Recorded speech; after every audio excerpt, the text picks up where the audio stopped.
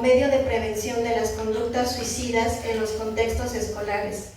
Doctora, me permito dar lectura a una pequeña semblanza de su trayectoria.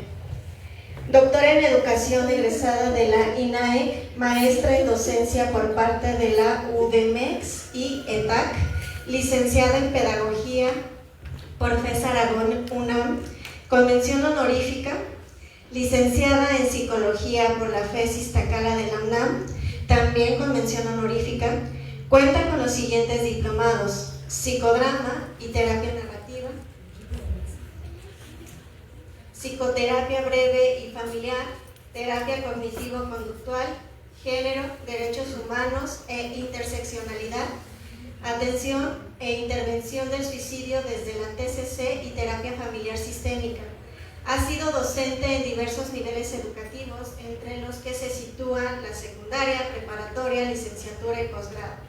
Ha participado como tallerista, capacitadora y ponente de diversas instituciones educativas.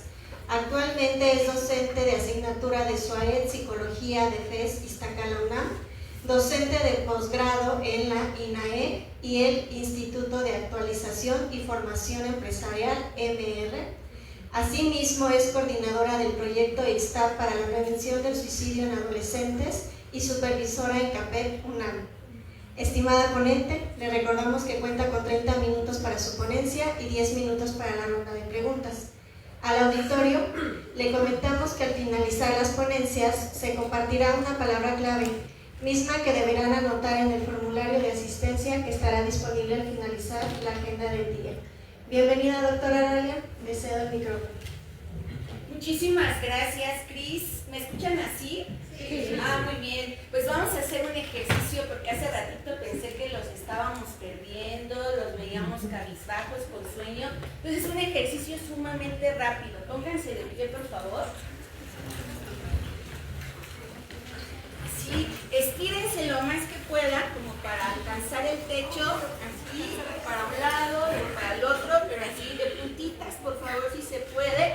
Bajamos, una vez más, y bajamos. Y luego van a poner sus brazos enfrente, van a hacer este ejercicio y van a repetir conmigo: soy una manzana gorda, gorda, gorda. A ver. Exacto. Va de nuevo porque la idea es que lo hagan parejitos. Soy una manzana gorda, gorda, gorda. Soy una manzana gorda. A ver, les cuento 3. 1, 2, 3. Soy una manzana gorda, gorda, gorda. Muy bien, que le gusta hacer así. Que le gusta hacer así. Y así. Y así. Y así. Y así. Y así. Y así. Y así. Y así. Va de nuevo. Soy una manzana. Soy una manzana gorda, gorda, gorda, gorda. que le gusta hacer Que le gusta hacer así. así. Y así. Y así. Así. Así. Así. Ya no sé. Gracias a todos. Bueno, como alcanzan a ver ustedes, en efecto vamos a hablar de la afectividad y de la pedagogía de la ternura. En un primer momento voy a desglosar a qué le llamamos afectividad, cuáles son los elementos de la afectividad en el contexto escolar, y obviamente eso lo voy a vincular con lo que se llama pedagogía de la ternura. Cuando hablamos del término afectividad, hacia nosotros tendría que venir la idea de que algo afecta al otro. ¿Qué nos afecta en el espacio académico? Cuando nosotros estamos en el aula, vamos a experimentar afectos, vamos a experimentar pasiones, vamos a experimentar emociones, ¿sí? Desde el momento en el que llega el profesor, tú puedes conectar. Si él empieza a hablar, en ti va a haber una percepción de eso con lo que te conecta. Y por eso podemos decir que hay una afectación de lo que él haga, de lo que él diga, ¿sí? Acá podríamos decir que la afectividad se refiere al conjunto de emociones y sentimientos que la persona va a percibir en ese contexto escolar. Y obviamente la persona en su plano individual va a generar una significación respecto a eso que está viviendo. Si el maestro viene con Moralia vestida de súper psicóloga, no es súper chica, es súper psicóloga, viene así, te puede conectar o puedes tú misma significar y decir, vieja ridícula, ya está vieja, ¿no? O puedes decir, ah, qué chido, das una interpretación, hay una significación.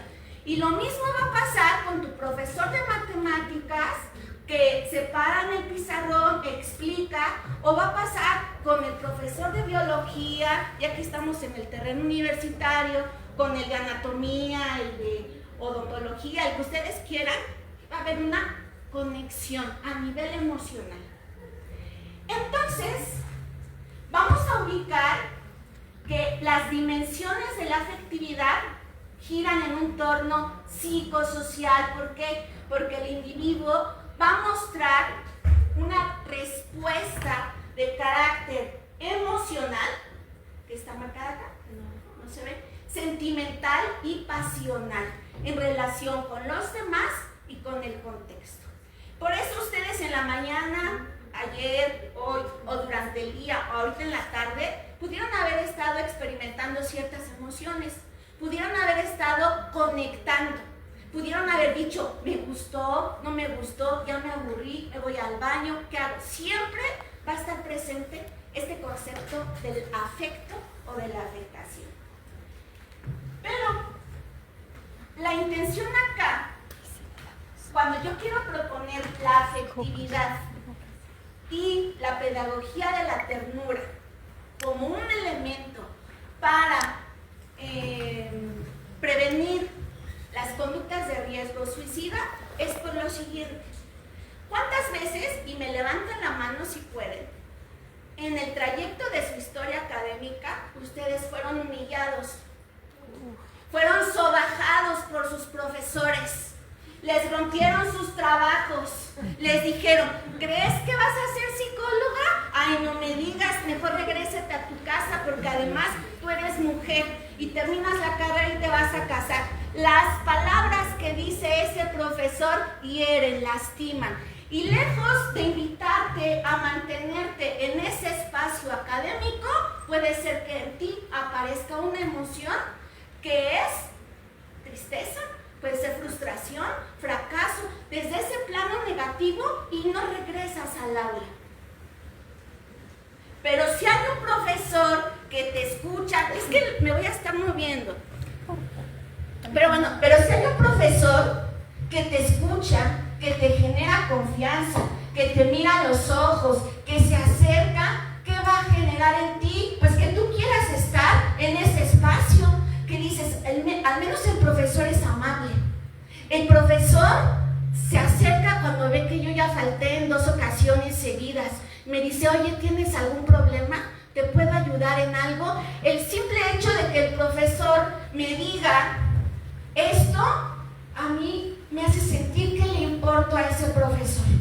Por eso es que la afectividad, desde este concepto que yo estoy proponiendo, es un elemento crucial en las instituciones educativas. Hay profesores que dicen, yo solo vengo a enseñar, solamente me interesa el plan de estudios, cubrir los temas que estoy trabajando y solamente me interesa lo plano cognitivo. Lo emocional, lo relacional, no lo toman en cuenta.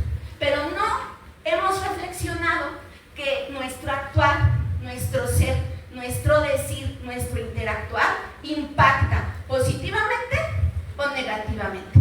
Por eso, acá no lo dice Oralia únicamente, obviamente hay estudios, hay investigaciones donde podemos señalar lo que se ha encontrado para favorecer la afectividad en un plano positivo. El cómo el otro me afecta en un plano positivo para que yo esté ahí. Y no es para decirle al docente, ahora dame una clase sobre las emociones, ahora presta atención a cómo vas a trabajar este contenido. No, porque eso lo hacemos en nuestro interactuar relacional.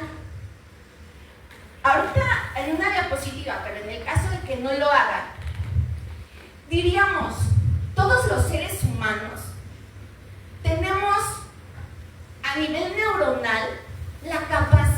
de amar, la capacidad de expresar ternura, la capacidad de decirle al otro en esta conexión el cómo se siente o lo que me provoca sentir. Con el paso de la evolución, se supone, los seres humanos tenemos 3 cerebros. ¿Han escuchado esa teoría del cerebro tripartito? Nuestro primer cerebro es de reptil, nos prepara para huir, protegernos, ¿no? Así rápidamente. El segundo, que está súper encimado de es el sistema límbico, entonces es el cerebro amoroso, que lo tienen todos los mamíferos. Veamos a los elefantes cómo cuidan, protegen a sus crías, los leones, las leonas, los perros. Entonces, si llevamos este sencillo concepto a considerar que somos un mamífero más, entonces nuestra capacidad de amar está ahí. Y entonces esta capacidad de amar se puede llevar hacia el cuidado y protección de los demás. Pero además nos va a decir Maturana que todos estos millones de años de evolución permiten el cuidado de lo que es el nicho ecológico. Como humanos, ¿qué estamos haciendo para cuidar a la humanidad? ¿Qué estamos haciendo para que el otro siga existiendo? Entonces, en un plano escolar, preguntaría, ¿qué estás haciendo tú, docente, para preservar la integridad de ese ser, de ese estudiante que está en tu espacio? ¿Eres consciente de eso? El amor se va a manifestar en esta interacción, en este hablar con el otro, en este mirar con el otro. Por eso acá yo digo, en el terreno educativo, la afectividad se manifiesta en la interacción docente con estudiante y entre los mismos estudiantes. Pero se manifiesta a partir de esto que te estoy comentando. El maestro me da la palabra, pero el maestro no tiene sus consentidos. Eso no pasa en México, ¿verdad? El maestro no planea con base en sus alumnos de adelante, piensa en los que están atrás. No solo le da la palabra al que está aquí, se preocupa por todos y entonces a todos los escucha por igual.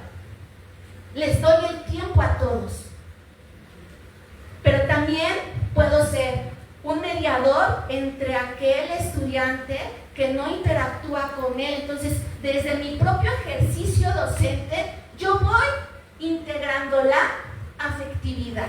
Y no es un concepto que yo tenga que trabajar, porque algunos pueden decir, ay, eso no lo trabajo yo, no viene en mi plan de estudios, ¿no?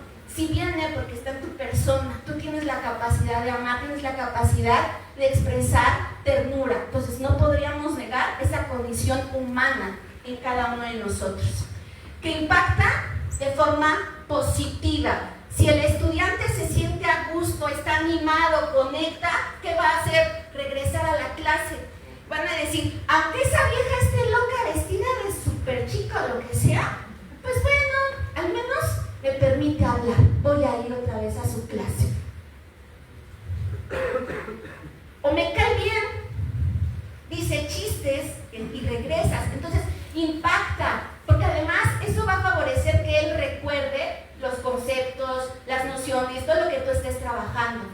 Cuando el profesor es con cara amargada, serio, que no dice nada y solamente afirma, aquí yo soy el que sabe, el único que tiene 10 soy yo. No voy a poner 10 a nadie, porque el único que se los ha ganado soy yo. El de las condecoraciones soy yo, el de los títulos soy yo. ¿Tú qué vas a saber si apenas vas empezando? Está muy presente palabras que hieren. Y eso, en cuanto a la persona, lo hace a un lado. ¿Cuáles van a ser los elementos de esta afectividad? Pues obviamente los que conocemos vinculados a la personalidad.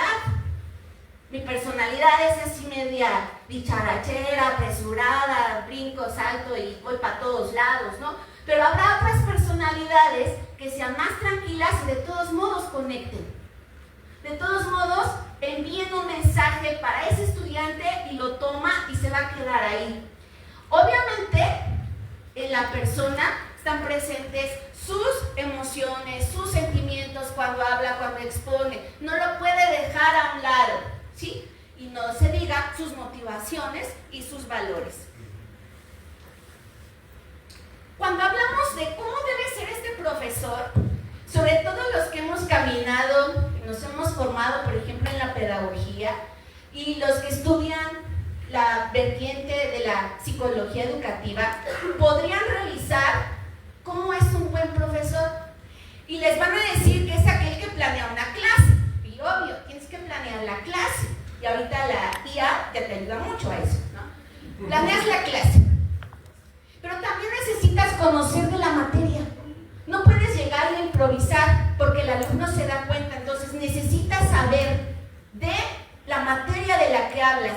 ¿Eres licenciado en psicología? Pues órale, chútale, de verdad, muéstrale a los demás que eres licenciado en psicología, o de historia, o de medicina, ¿sí? Hazlo, esa parte disciplinar. Pero también se necesita una parte tecnológica, que sepa hacer uso de estos recursos, porque estamos viviendo en un contexto sumamente tecnológico, entonces, pues debe al menos saber proyectar, ¿no? Digámoslo en ese sentido, conectar el cañón si lo tiene que llevar al espacio, conectarse a la web, ¿no?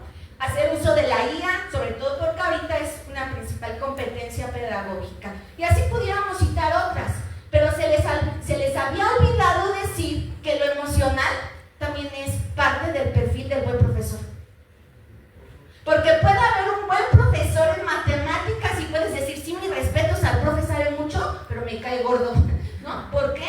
Porque es altanero, porque es grosero, porque me ha faltado a mí al respeto, entonces me cae mal y eso impacta en mi manera de percibir ese aprendizaje. Entonces yo preguntaría, ¿qué nos conviene más? ¿Puedes flexibilizarte un poquito? ¿En qué tendrías tú que reflexionar? Ahora, un docente afectivo, para empezar, pudiéramos decir que es un docente que genera un aula cálida. ¿Cómo es un aula cálida? Pues aquella en la que se van a permitir la expresión de los afectos, tanto positivos como negativos. Es un espacio en el que hay normas, hay reglas, hay límites claros, sé cuáles son las consecuencias, pero cuando el estudiante es consciente de cómo es ese entorno, con esos límites y con esas consecuencias, las acepta porque él formó parte del diálogo para tomar esas decisiones. Y entonces no lo estoy orillando a decirle, ¿sabes qué? Después de las 7 de la mañana, después de mí no entras, a ver cómo le haces, y te estoy preparando para la vida futura y el trabajo, y bla, bla, bla en su discurso. ¿Y crees que eso le ayuda? Porque a veces el docente no se da cuenta que el estudiante vive en Texcoco, viaja a la FES Iztacala, se hace 2 horas de camino, luego lo asaltan, luego se inunda y luego pasan todas estas tragedias que hemos comentado. Y entonces el chico que tiene esta esperanza y sueño de convertirse en médico, biólogo, odontólogo, psicólogo, lo que ustedes quieran, no le permiten la entrada. ¿Por qué? Porque el profesor riguroso, crítico, estricto te dice, te estoy enseñando para la vida. Ah, caray, la vida le está enseñando que entonces no puede cumplir sus metas porque vive a 2 horas y se inundó y llueve y todo lo que está pasando. No. Tendríamos que buscar que este docente sea más flexible en su aula. Él no es Dios ni es sábelo todo. Entonces, tendríamos que buscar algunas herramientas que nos permitan favorecer esta aula cálida. Primero, en el buen trato. Como docente nos toca señalar cómo es el buen trato. Pues piensa en primer lugar cómo quieres que te traten a ti. Pues con un trato amable, con un trato sencillo, con un trato cálido, que no te humillen, que no te ridiculicen. Si te van a hacer un señalamiento, que lo hagan en el modo en el que se le podría decir incluso a veces a la persona a la que más amas, y a quien más amas no hieres. Sí, tendríamos que favorecer la comunicación asertiva, el interés por sus preocupaciones personales. En algún momento alguien me dijo, oye, pero es que estamos en línea, los estudiantes luego no prenden la cámara, no sabes si están presentes. Y bueno, la cuestión más sencilla es decir, ¿te has preocupado de preguntarle al que ves que no está ahí, ¿cómo está? Si podríamos hacer algo para que pueda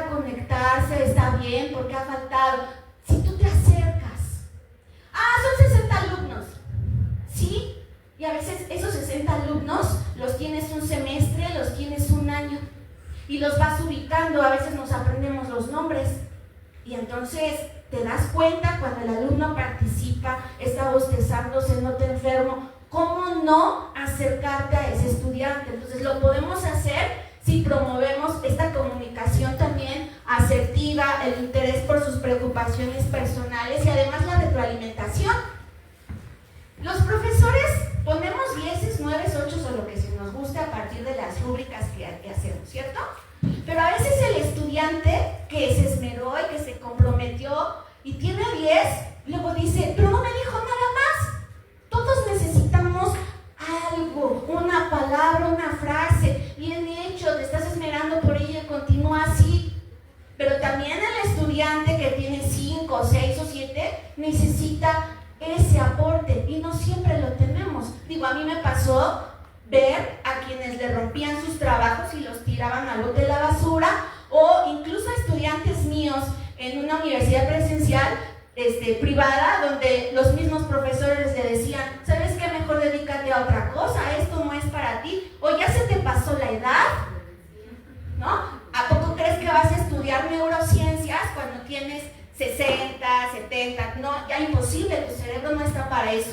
Pero bueno, también para desarrollar esta efectividad se necesita estructurar una clase. ¿Cómo se estructura la clase? Pues igual que todas las clases, un inicio, desarrollo y cierre. Pero en esta estructura de la clase nos toca considerar la diversidad del estudiantado con el que estamos trabajando. Sabemos que en esa aula tenemos estudiantes que aprenden a ritmos diferentes, que además se reconocen con una identidad sexual diferente. Entonces también nombra como aquel quiere ser nombrado. Si la persona quiere que se le llame de determinada manera, pues hazlo así. Pero a veces desde nuestra heteronormidad, podríamos decirlo, pues nos enraigamos en aquello que nosotros percibimos que debe de ser y entonces no lo respeto. Entonces la clase tendría que considerar esos principios.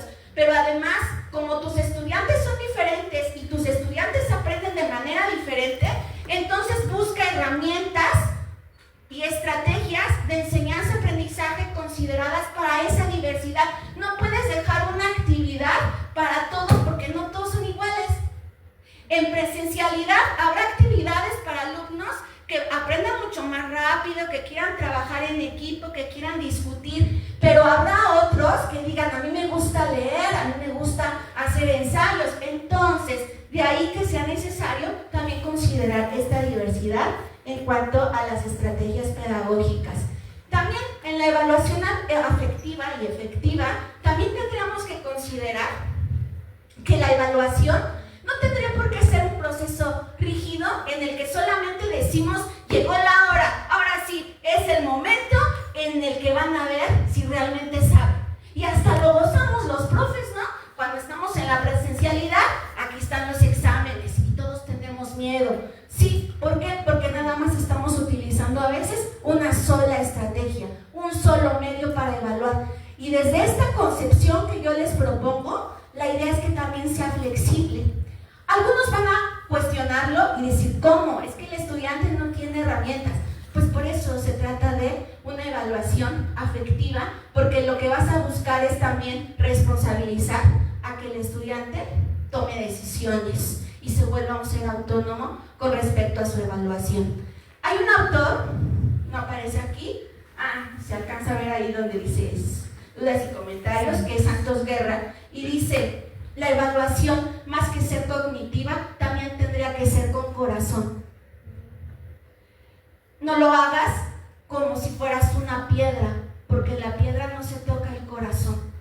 Y entonces dice, piensen que tu estudiante es diverso, al que ya trabajaste con estrategias diversas, y entonces evalúalo con estrategias diversas. Le puedes decir, para evaluar tienes 3 caminos. ¿Cuál eliges? Pues yo sí quiero un examen porque me siento una persona capaz de trabajar esta parte memorística y me encantan los exámenes, ¿no? Pero en esa lista de opciones a lo mejor me dice Sandra, ¿sabes qué? A mí me encanta escribir, es la manera en la que yo interiorizo los conceptos, yo sería feliz con un ensayo. Y acá ella me dice, no sabe qué, a mí me encanta exponer, entonces yo voy a presentarle la mejor exposición de ese tema.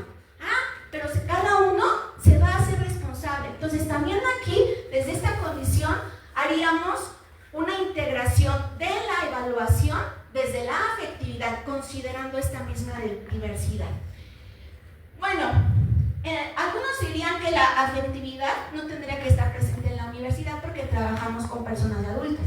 Pero yo les pregunto, ¿ustedes no aman? Sí. ¿Ustedes no expresan ternura a alguien más? Sí, ¿verdad? Entonces, ¿por qué tendríamos que decir que cuando hablamos de afectos, o hablamos incluso de la ternura, o hablamos del amor, solo tendría que ser, por ejemplo, para los preescolares, para la primaria? No.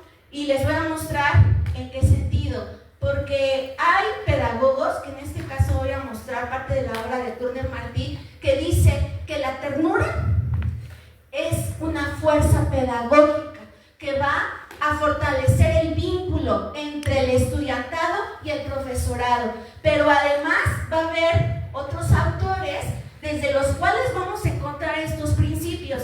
Tenemos a uno que me encanta, que amo, que es ese viejito que está ahí, que se llama Paulo Freire, y él decía esta hermosa frase: el amor radical como motor de diálogo y transformación, porque cuando tú amas al otro, ¿qué quieres? Lo mejor para él. Y entonces, si tú eres el docente que está en esa clase afectiva, ¿qué quieres de tus alumnos? Lo mejor para tus alumnos.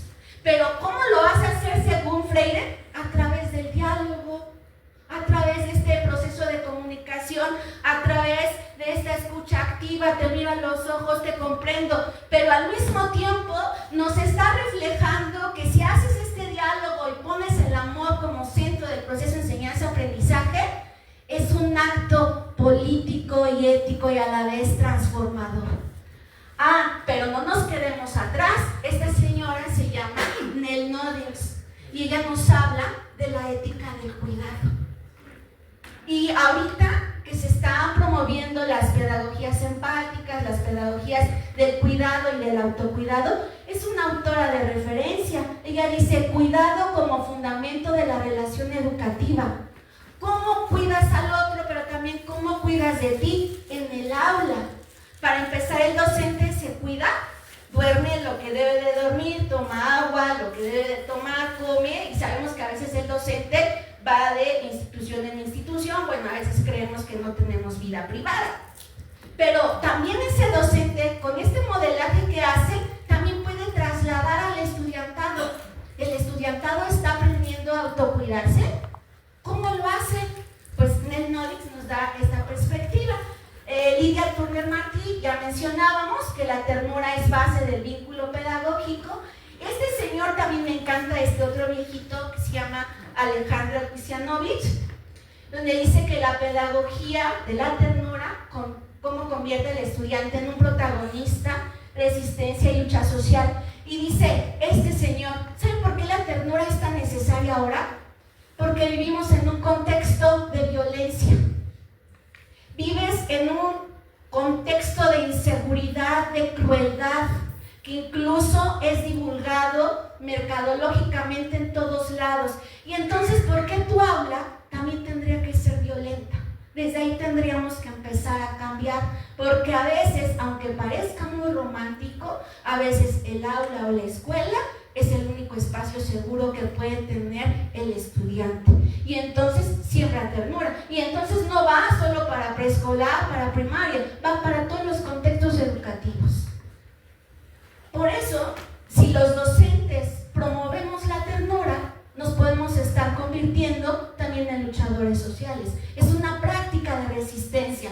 Yo, docente, me resisto a que el otro sea captado por la violencia, me resisto a que el otro siga estas pautas dirigidas hacia el crimen, hacia el delito.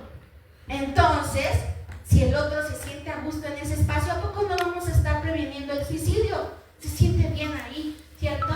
Y este hombre es otro viejito que también me encanta, pues que es el señor Humberto Maturana. Los seres vivos como sistemas autoproductores que se mantienen a sí mismos, diferenciándolos de las máquinas. Pero además señala, el amor es una emoción biológica fundamental que permite la aceptación del otro como ser legítimo, y la cooperación en la convivencia siendo la base de la vida social y del bienestar humano. Los seres humanos hemos aprendido a amar de otros seres humanos, pero dice, el aula es un espacio relacional donde las personas interactuamos y podemos podamos tratar a los otros con amor. Por eso, para poder concluir, les puedo decir que esta educación afectiva es una educación humanista, es una educación que se centra en la persona, es una educación que se centra en el vínculo pedagógico, que impacta positivamente en el aprendizaje del ser humano, pero también le estás mostrando que necesita él pues desarrollar esta formación en lo socioemocional para que cuando salga de la escuela, con ese aprendizaje que obtuvo en este contexto, él también lo sepa aplicar. Un docente afectivo planifica, organiza su clase, es el mejor quizás en la parte cognitiva, pero también tiene una formación en lo emocional. ¿Por qué? Porque le importan los otros. El otro me importa. Y al otro entonces, como me importa, lo cuido. Por lo tanto, podríamos decir que si esto también lo aplicamos en las universidades tendrían que preocuparse por ofrecernos estos espacios de discusión, de análisis, de formación para la disciplina, pero también espacios ¿para qué? Para la parte socioemocional. Y entonces les dejo unos libritos ahí bonitos que les pueden ayudar a buscar un poco más de información, porque tal vez si escriben en el buscador Pedagogía de la Ternura, tal vez sea muy breve. No, hay que rastrear, hay que buscar quién puede hablar de ello. Tenemos a Humberto Maturana, El sentido del humano, Cartas a quien pretende enseñar, de Paulo Freire, La pedagogía del oprimido, La educación moral de Nel Nodig, entre otros más. Y entonces, para despedirme de ustedes, les dejo esta frase: la ternura es revolucionaria. Y entonces, si ustedes me quieren contactar, generar una crítica, pues ahí están mis datos. Yo sí me atreví a dejarles el celular, porque de todos modos en Ixtap lo tiene todo el mundo, así que ya no me preocupé porque lo tuvieran otras personas. Vale, pues muchas gracias.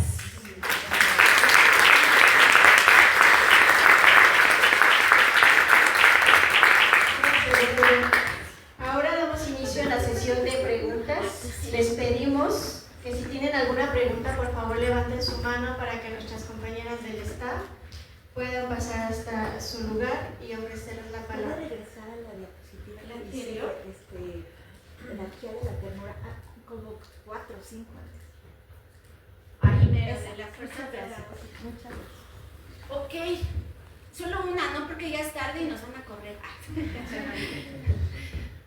Justo las últimas partes de la ponencia me generó como ciertas dudas. Entiendo justo la postura frente a la ternura como revolución, como posición política, pero está este libro que se llama justo El derecho a la ternura. Hay una parte que, si no le di una mala lectura, menciona algo como analfabetismo emocional. Me parece que justo hay una posibilidad de proteger a las personas, al estudiantado, durante 6 años en la primaria, durante 3 en la secundaria, y así, ¿no? Pero hace un momento nuestro anterior expositor hablaba sobre las periferias, ¿no? Las periferias son, y no solo las periferias, en todos lados estamos expuestos a discursos violentos, a situaciones de peligro, a situaciones de riesgo. ¿Qué sucede justamente con estos estudiantes, con estas estudiantes, que tal vez justo van con gusto a la escuela y que pueden recorrer 2, 3, muchos kilómetros a pie porque tienen el deseo de ir y tal, pero ¿qué sucede en casa? ¿Qué sucede en los lugares donde se desplazan, donde justamente el mundo los está depredando, los está devorando? O sea, creo que un poco mi duda va más encaminada en, me genera todo el sentido crear espacios protegidos para las personas que están en ambientes académicos, pero ¿qué hacemos cuando mamá y papá tienen o el círculo social están pues carentes de este discurso emocional, ¿no? ¿Qué hacemos si al final de cuentas paso mi horario de clases, soy feliz, pero sé que tengo que regresar y voy a ser depredado por todo un sistema? Y entonces es como, ¿qué hacemos si justo frente a las situaciones referentes al suicidio, pero también frente a situaciones de, no sé, narcotráfico, situaciones de corrupción y muchas otras por las que suceden accidentes, situaciones que tal vez como profesionales del área de la salud y del área educativa, pues tal vez no podemos como Y a lo mejor me estoy respondiendo yo solo, ¿no?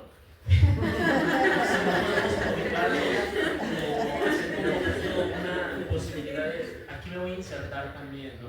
Porque son un buen de sistemas que también, bueno, el mismo sistema en sí depreda, nos está depredando todo el tiempo, ¿no? Y entonces es como, y perdón por la expresión, pero por cosas que somos adultos, chingada madre, ¿qué más puedo hacer, no? Chingado padre también, porque eso se trata. Y solo por tratar de resumirlo. Muchas gracias y disculpen, profesor. Pues gracias por tu pregunta. Me parece que darte una respuesta ante esta complejidad de tu misma pregunta sería, pues, pecar de que yo pueda tener la verdad para esa pregunta, ¿no? Precisamente por su complejidad, y no lo dice Oralia en ese sentido, ya lo decía Edgar Morin. Para problemas complejos, pues necesitamos también respuestas complejas. Y qué tanto de lo que yo estoy comentando acerca de la pedagogía de la ternura puede impactar a uno de todos estos sistemas que incluso la maestra Raquel les hablaba desde la teoría de Bronfenbrenner. O sea, estamos hablando del sistema educativo escolar como este contexto de prevención, donde el docente participa, donde los mismos estudiantes participan, donde los directivos participan, y desde ahí el plano es de la acción. Evidentemente, si lo vemos como psicólogas, como psicólogos, pues tenemos otros retos como los que acabas de mencionar, hacia este plano social, hacia este plano escolar, hacia este plano también económico, político, porque entonces también ahí el psicólogo, la psicóloga contribuye. No podríamos decir que nuestra tarea como profesionales de la psicología solo en el espacio trabajas con la persona, ¿no? Tendríamos que buscar estas estrategias que puedan ser capaces de impactar en los diversos subsistemas en los que él participa. Pero al menos acá, por eso decía, aunque se vea en un plano sumamente romántico, mientras el estudiante está en la escuela, los profesores estamos ejerciendo la docencia, estamos trabajando con nuestros planes y programas de estudio, estamos promoviendo estos factores, protectores, estamos generando actividades de escucha, donde estás generando actividades incluso hasta de competencia. Yo les he dicho a los profesores, oye, hay que hacer una actividad donde tus estudiantes practiquen baile, ¿no? Compitan, incluso hubo un tiempo en el que se promovía esta parte del graffiti. Pues vamos a hacer un concurso donde hagan grafitis y en la escuela van a hacer. Mientras que en la escuela se pueden sentir seguros. O sea, al menos esta es la propuesta, que mientras en el contexto educativo hay un espacio que se sienta seguro. Quizás no puedo yo trascender el muro de la escuela todavía, pero también es cierto que hay espacios educativos donde se trabaja con padres de familia directamente, y entonces también ahí podemos incidir. Hemos hablado de la alfabetización que tú señalabas en el plano emocional para los padres de familia. En ICSTAP no me dejarán mentir que hemos estado pensando en los padres, de cómo hacerles llegar temáticas en línea, porque hasta pensamos que trabajan y entonces, ¿sabes qué? Se las vamos a ofrecer en el turno de la tarde porque ya están desocupados a esa hora, se pueden conectar.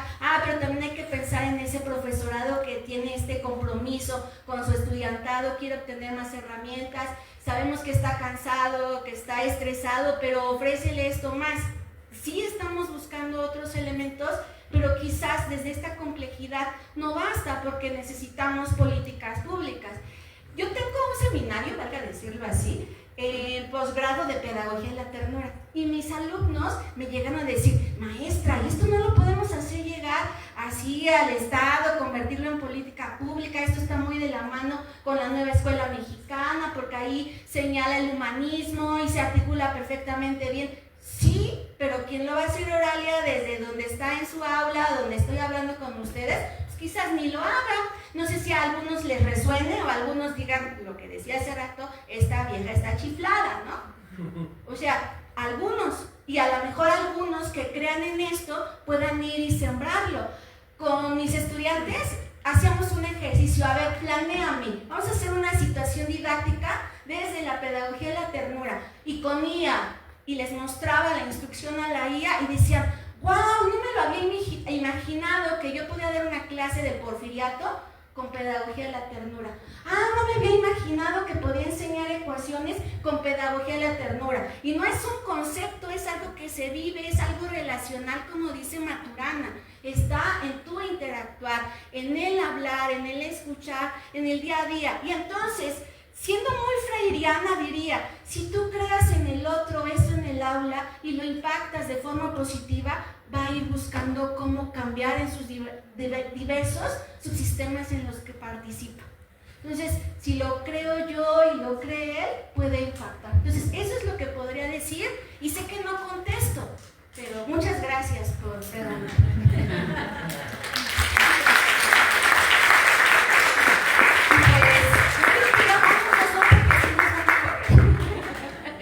Así que, mi reconocimiento me lo entrega mi querida Raquel. Yo misma me doy la instrucción. Doctora, le hacemos entrega de su reconocimiento en manos de la maestra Raquel Silva Guay.